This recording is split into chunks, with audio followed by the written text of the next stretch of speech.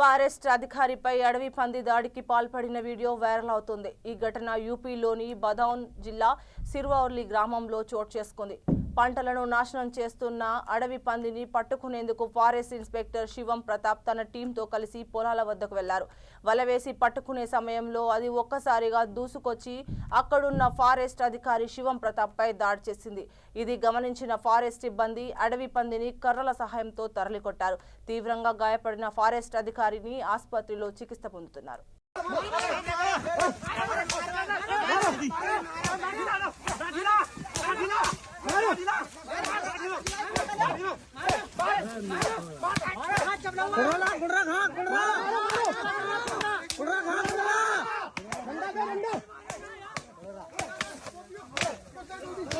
डंडा मारो